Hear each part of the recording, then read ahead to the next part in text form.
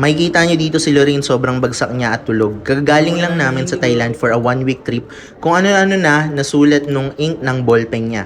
Madalas na prank na ginagawa natin to kapag may nakakatulog sa work. Syempre, videohan natin. Kasama ko yan si Lorraine sa social media marketing. Pero syempre, part-time niya lang to ginagawa at meron siyang full-time work. Kaya maiintindihan mo talaga na mapapagod siya lalo na diretso sa office after ng mahabang flight.